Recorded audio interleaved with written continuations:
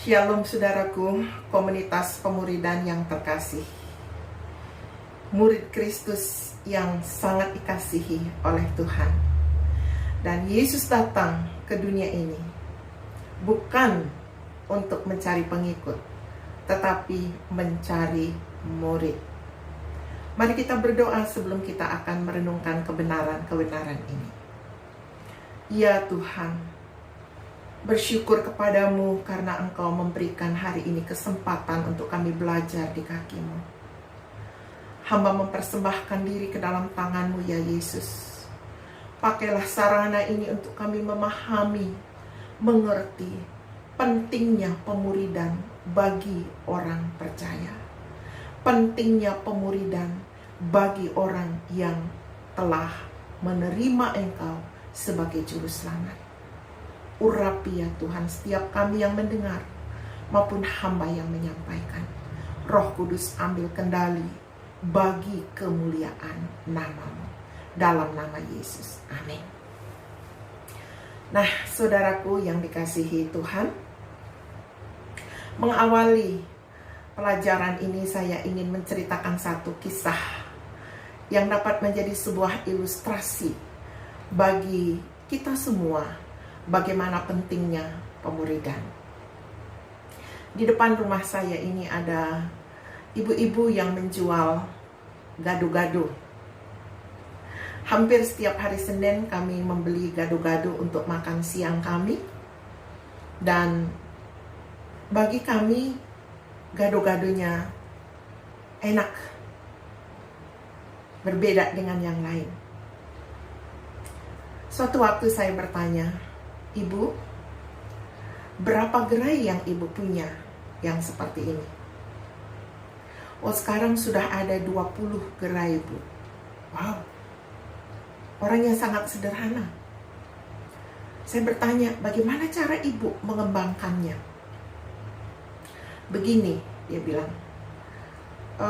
Saya selanjutnya bertanya, apakah Ibu ambil orang-orang dari kampung Ibu, dari saudara-saudara yang dekat? Iya. Mereka saya bawa ke sini, ke rumah saya, ke tempat di mana saya tinggal.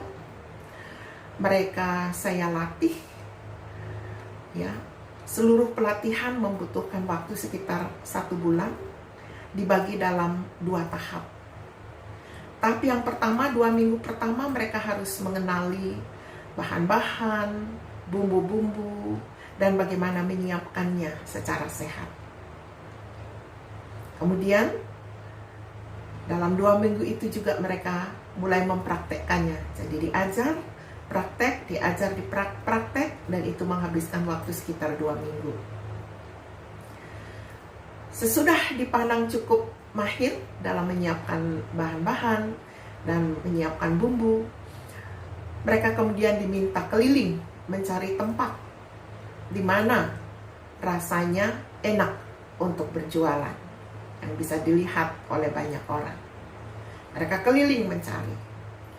Sesudah mencari, nah, mereka disiapkan gerobak. Mulailah beroperasi. Demikianlah.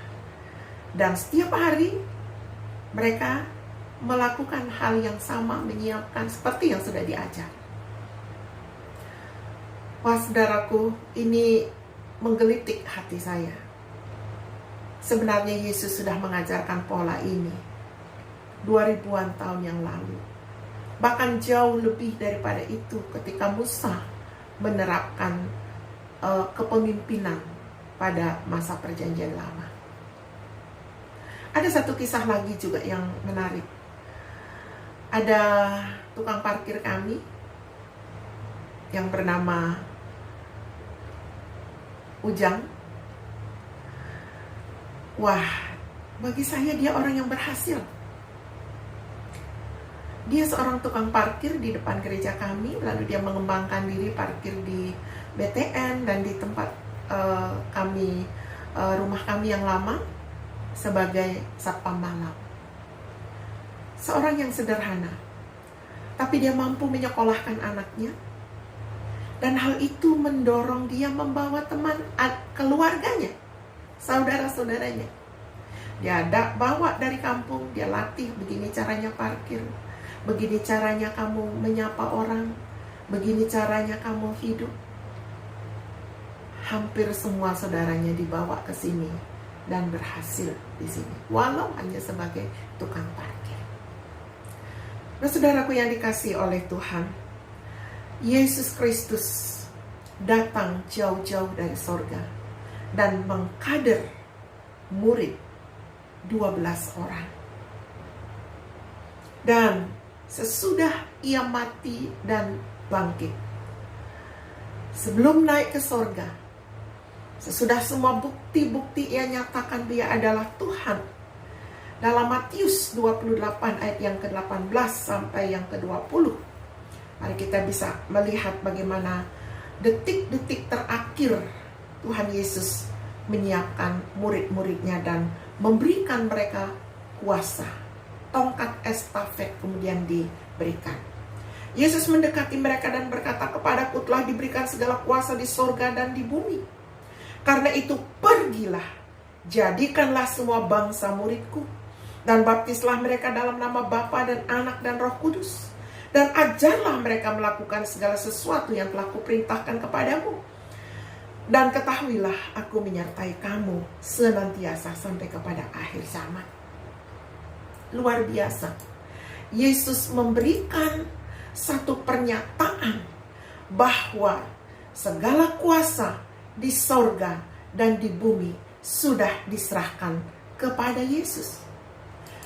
Di dalam hak dan otoritas ini ia kemudian memerintahkan, karena itu pergilah, jadikanlah semua bangsa muridku, dan baptislah mereka dalam nama Bapa dan Anak dan Roh Kudus, dan ajarlah mereka melakukan segala sesuatu yang telah kuperintahkan kepadamu.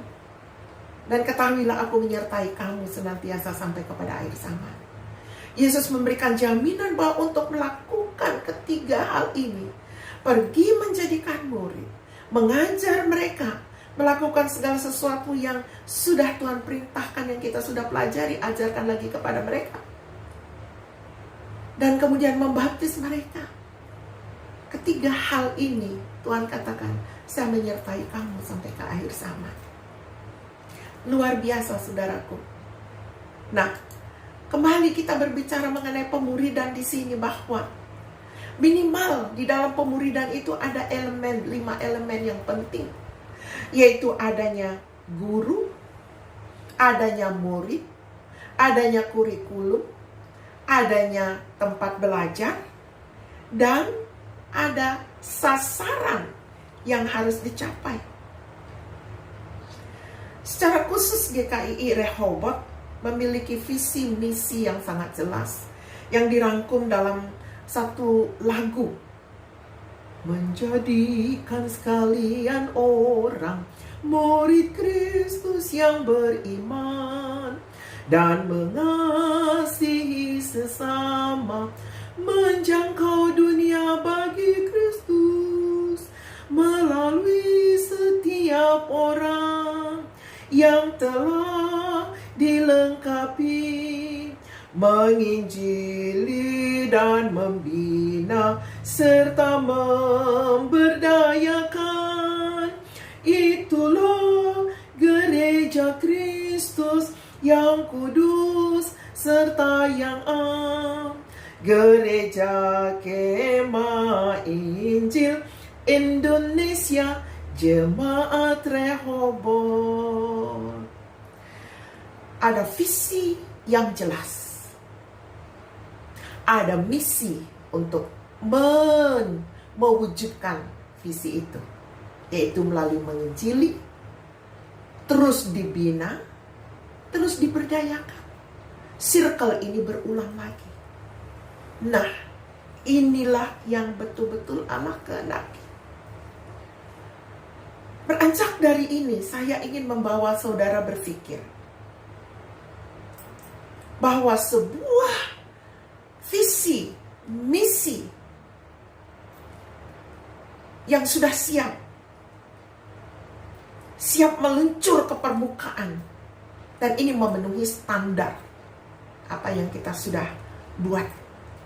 Karena di dalamnya ada guru.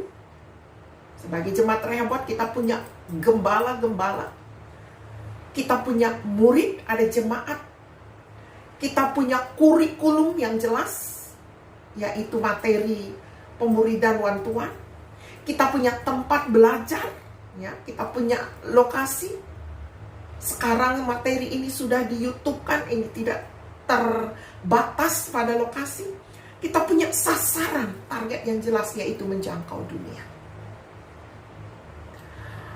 Untuk mewujudkan ini, saya mencoba membawa pikiran saudara kepada sebuah pertanyaan. Mengapa saudara dan saya masing-masing dulu perlu sekolah? Mengapa juga kita sekarang menyuruh anak-anak kita sekolah? Kenapa tidak dibiarkan saja begitu? Saudara, dulu orang tua saya meminta saya sekolah karena beliau berkata, "Nak, mama ini buta huruf. Tapi mama mau kamu sekolah supaya jangan buta huruf seperti mama." Bapak saya hanya kelas 3 SD dan dia berkata, "Nak, bapak hanya kelas 3 SD. Ada sekolah di sini, nak. Pergi kamu sekolah." Saya jalan kaki, saudara. Dan ekonomi pada waktu itu cukup untuk membayar uang sekolah saja, tidak bisa membeli apa-apa. Dan perlengkapan sekolah yang sangat sederhana. Ketika teman-teman saya ada pakai sepeda, "Pak, bisa nggak belikan saya sepeda untuk sekolah?" Bapakku bilang, "Nah, kalau kamu saya beliin sepeda, tidak bisa bayar uang sekolah, nak. Kamu sekolah saja." Rumah orang sudah pada diplester, rumah kami masih tembok yang terbuka. Saya katakan, "Pak, kita plesterlah rumah." Bapak saya katakan, "Enggak, kamu sekolah dulu. Urusan plester belakangan." Ada prioritas, saudara. Dan sekarang ketika saudara dan saya menyuruh anak-anak kita sekolah, apa targetnya? Tentu ada target. Tentu ada hal yang harus dicapai agar mereka kelak mandiri dalam kehidupan, mampu menghidupi kehidupan sendiri, bahkan bisa menolong orang lain. Nah, demikianlah juga pemuridan, saudara. Memiliki sasaran, memiliki target jauh lebih luas, yaitu menjangkau dunia. Dan ini ditetapkan oleh Allah kita. Melalui apa? Melalui kita dijangkau dengan Injil, lalu dimuridkan, lalu kita bekerja lagi. Nah, mengapa pemuridan itu sedemikian penting bagi orang-orang percaya? Pemuridan menjadi sedemikian penting bagi orang percaya karena di dalamnya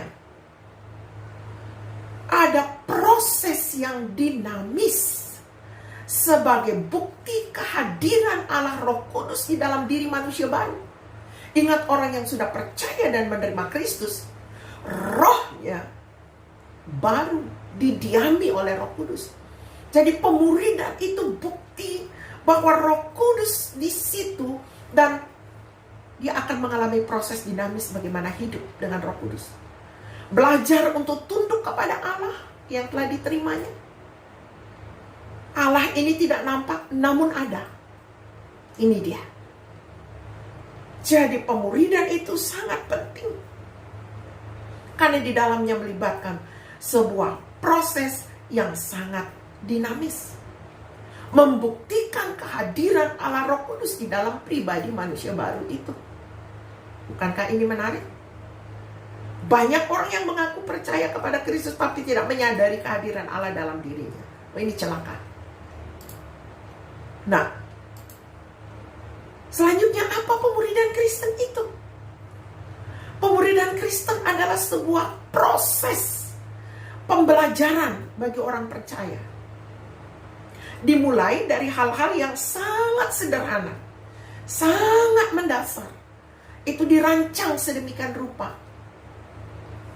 sampai kepada tingkatan yang tinggi di mana ia mampu membagikan kembali imannya yang baru itu kepada orang lain. Ini berhasil. Ini pemuridan yang berhasil.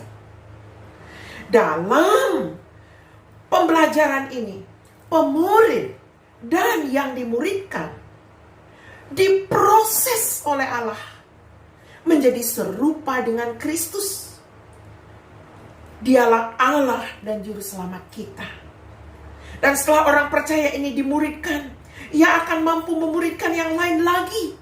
Sehingga terus-menerus terjadi pelipat gandaan murid yang memuridkan kembali, yang bertumbuh dan bergerak maju, menjangkau dunia bagi Kristus, memenuhi amanat agung Kristus. Ini baru hebat. Kalau demikian, siapa gurunya? Alkitab memberikan sangat jelas. Efesus 4 ayat 11. Dan dialah yang memberikan baik rasul-rasul, baik nabi-nabi, baik pemberita-pemberita Injil maupun gembala-gembala dan pengajar-pengajar. Ini juga disebut dengan karunia 5 jawatan. Jadi saudaraku, inilah pengajar-pengajar utama yang Allah pilih dan tetapkan. Ya. Apa tugas mereka? Sangat jelas. Untuk melengkapi orang kudus bagi pekerjaan pelayanan, bagi pembangunan tubuh Kristus. Jadi siapa guru awal tadi? Dialah gembala senior. Gembala di suatu tempat, di gereja yang Tuhan sudah pilih di mana dia melayani. Kalau dia menggunakan multi-staff, dia wakil gembala. Dia gembala sekolah minggu. Dia gembala pemudanya, gembala RYM. Lanjut kepada BPJ yang dipilih secara khusus. Mewakili kategorial dan menempati tugas bidang-bidang khusus. Ditambah setiap orang percaya yang sudah dimuridkan. Inilah pasukan pengajar. Dia harus memuridkan orang lain lagi. Sehingga setiap orang yang percaya Kristus di dalam sebuah gereja mampu menjadi orang-orang yang mampu mempertanggungjawabkan imannya kepada setiap orang yang ia jumpai. Nah saudara, bagaimana struktur ini kalau kita lihat di dalam sebuah gambar? Kalau kita sekarang misalkan tanya, kamu sekolah sampai kelas berapa? Kalau misalkan dia katakan, oh saya tamat SD, kita sudah tahu pelajaran model apa yang dia terima. Kalau dia menjawab, oh saya S1 teologi, kita sudah tahu apa isi otaknya. Nah sama saudara, dalam struktur kehidupan yang dinamis, dalam pemuridan ini kita bisa melihat ada struktur, ada polanya. Oke? Mari kita lihat. Yang pertama, kita melihat di sini angka 1. Itu adalah masyarakat. Di mana anggota jemaat pergi keluar ke tengah-tengah masyarakat untuk memberitakan kasih Allah. Maka kita akan menarik orang-orang baru ke dalam gereja. Atau masyarakat ini juga datang ke dalam gereja kita, ya, melalui saluran-saluran yang ada. Layanan sekolah minggu, atau ibadah umum, atau melalui pelayanan kaum perempuan, perkawan, atau perkarya, ya. Mereka masuk ke dalam gereja kita. Nah, ini merupakan satu peluang yang sangat bagus untuk mengundang orang-orang baru terlibat di dalam gereja kita.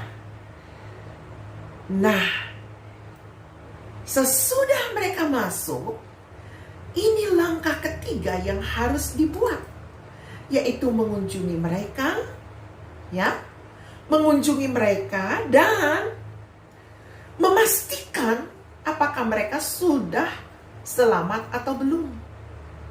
Ada traktat yang bisa kita gunakan, yaitu 4 hukum rohani dan hidup yang dipenuhi Roh Kudus.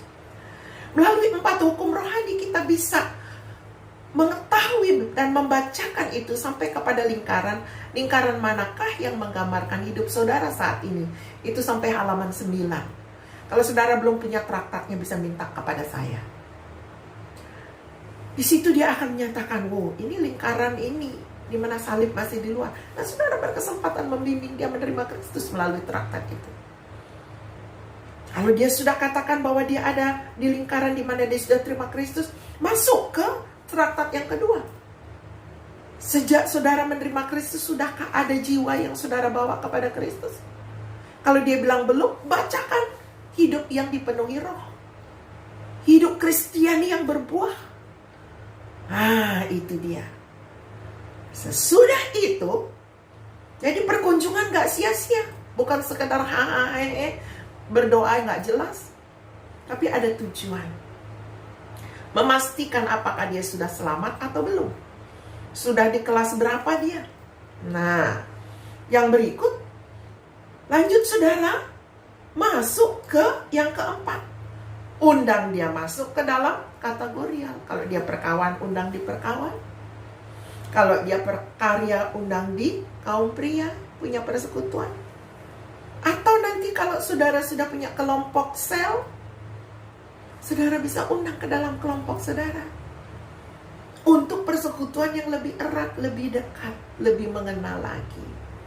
Nah, di sini di dalam persekutuan kategorial atau di dalam kelompok itu ada tingkatannya yang seringkali gereja dan kita semua lupakan. Disinilah ada proses pemuridan itu. Setiap kategorial harus tahu. Ada pemuridan one-to-one level 1, level 2, level 3. Di sini dia digodok. Di sini kedinamisan itu terjadi. Ya.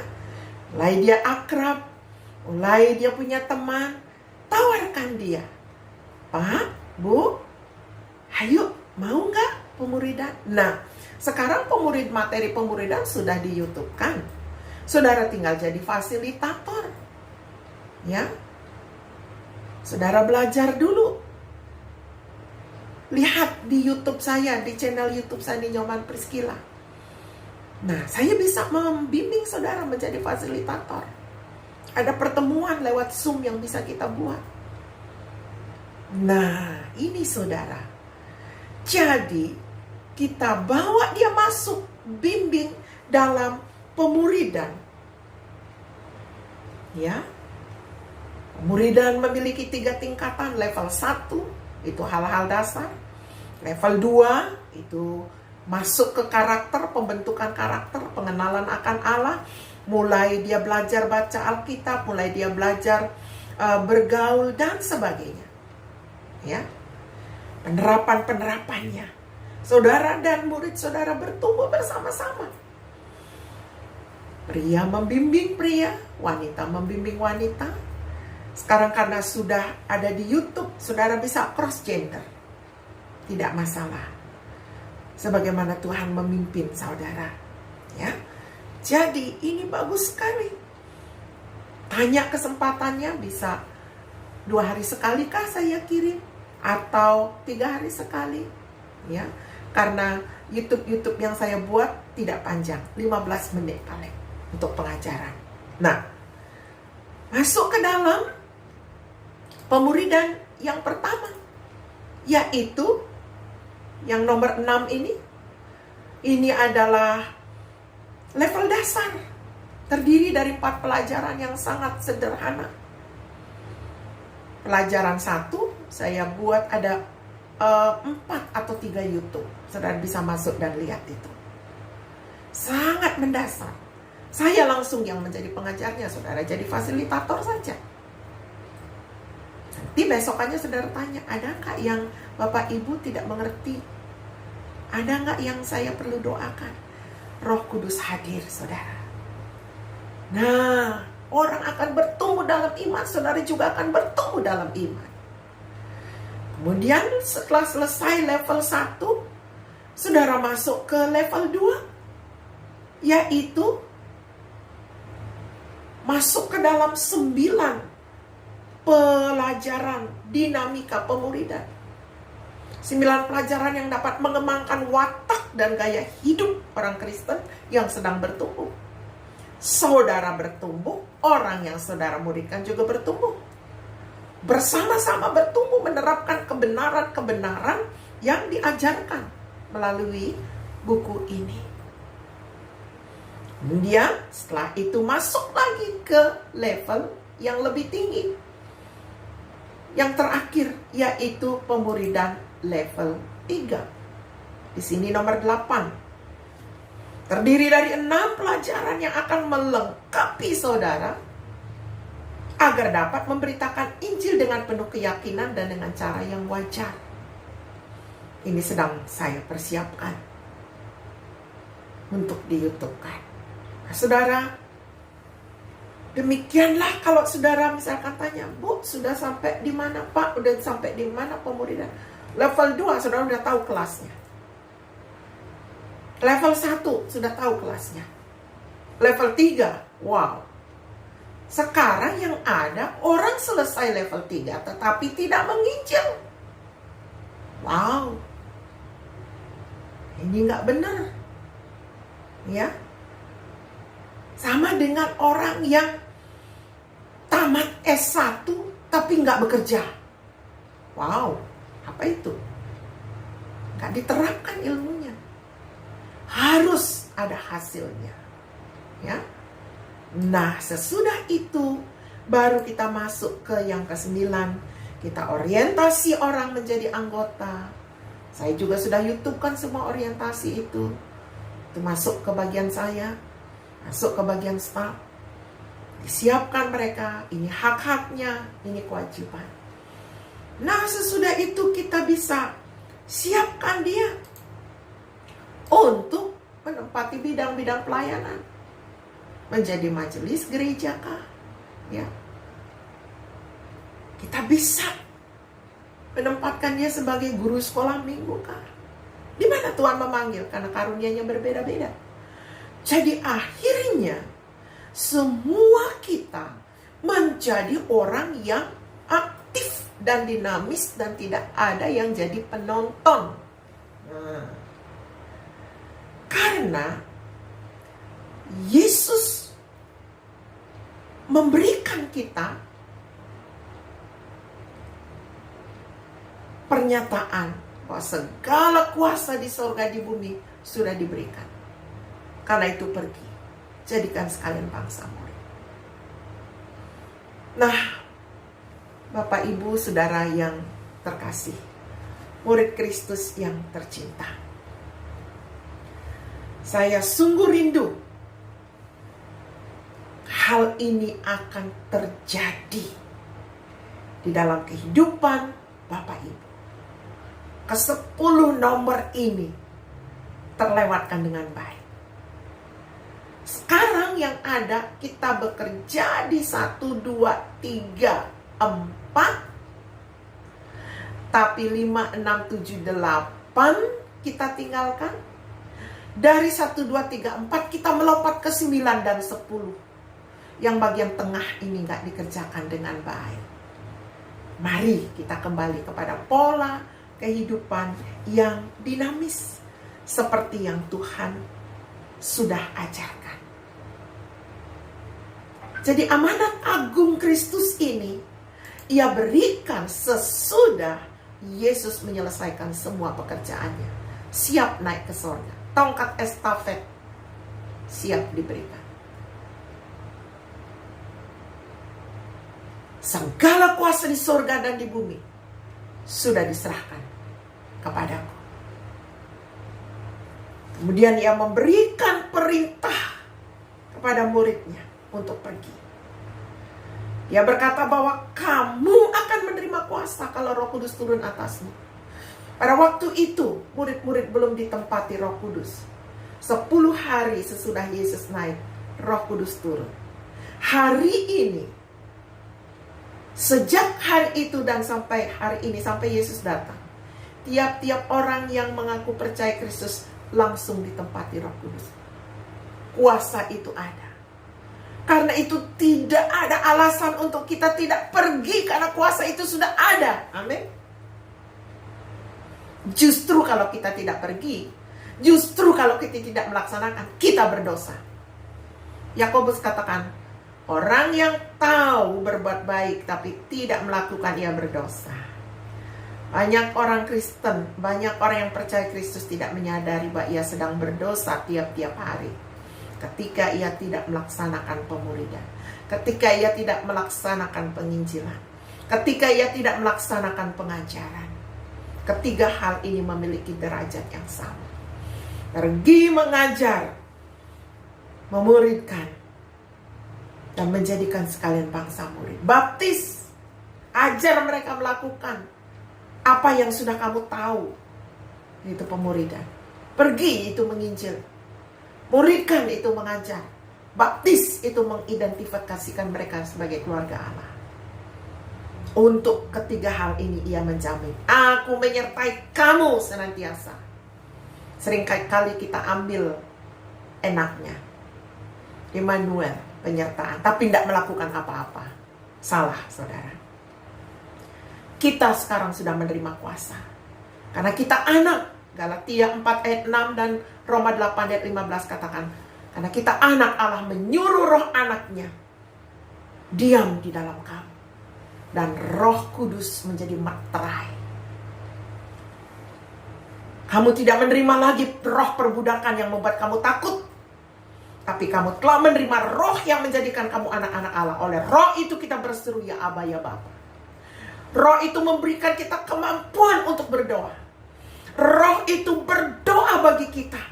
Dan dikatakan di sini, dan karena kamu adalah anak, maka Allah telah menyuruh roh anaknya ke dalam hati kita yang berseru, ya Aba, ya Bapa.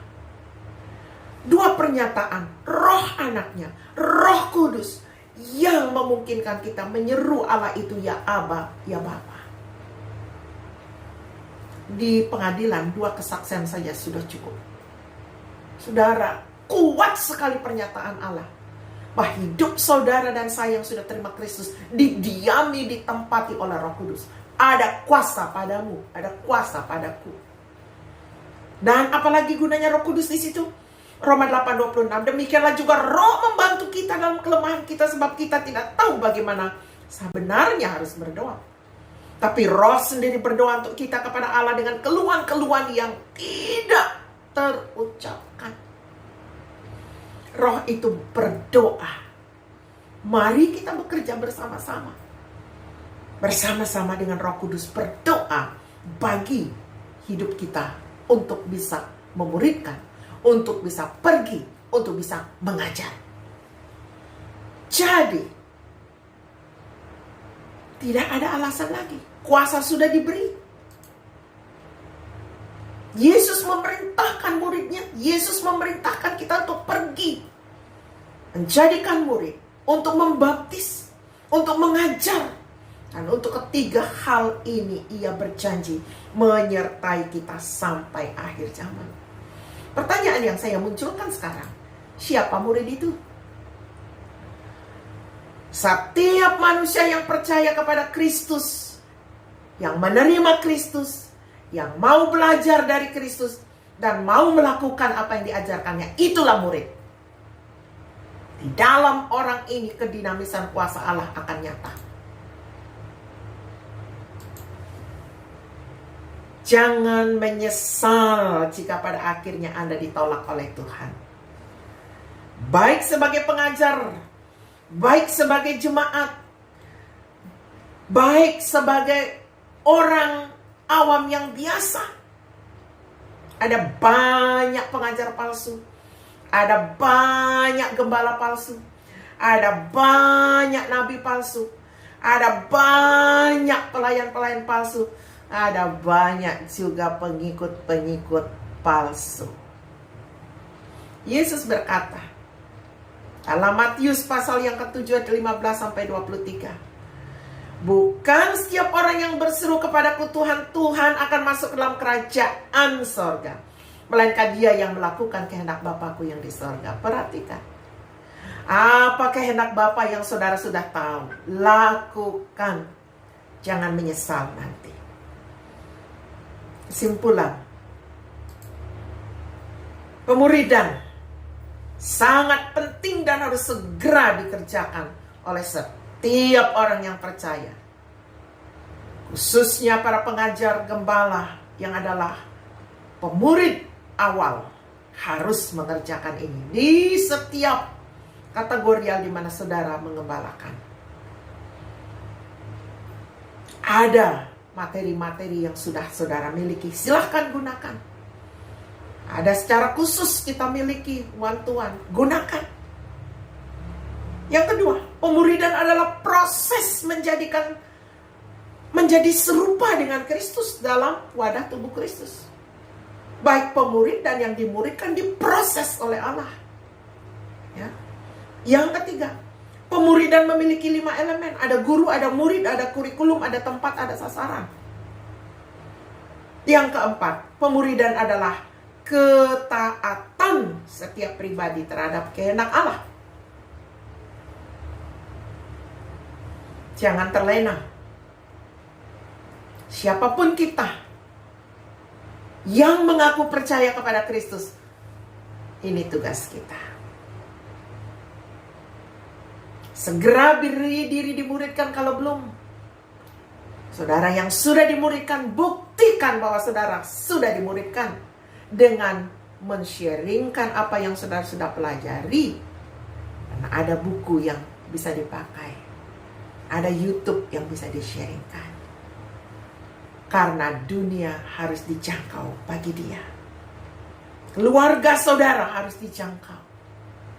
Nah, kiranya Roh Kudus menolong kita memahami lebih dalam hal ini. Saya berhenti berbicara, tapi saya berdoa materi ini akan Tuhan pakai menyadarkan kita untuk bergerak melaksanakan pemuridan amanat agung yang Kristus berikan sebelum dia naik ke surga. Dan dia akan datang menjemput kita, mempertanyakan berapa jiwa yang sudah kau bawa. Bagaimana engkau menggunakan waktumu. Waktu sama. Dan setiap orang yang percaya Kristus diberikan kesempatan untuk menghasilkan buah yang kekal, yaitu jiwa. Bukan kamu yang memilih aku, tapi aku yang memilih kamu. Supaya kamu pergi dan menghasilkan buah, dan buahmu itu kekal. Supaya apa yang kamu minta kepada Bapa diberikannya kepadamu. Mari kita memohon Roh Kudus menuntun kita. Roh Kudus terus berbicara di batin kita untuk menuntun kita melakukan kehendak Bapa yang di sorga sampai Yesus datang kembali. Kita berdoa. Tuhan, meteraikan sabda-Mu. Terus berbicara. Kami siap melakukan kehendak-Mu. Dalam nama Yesus. Amin. Sampai jumpa.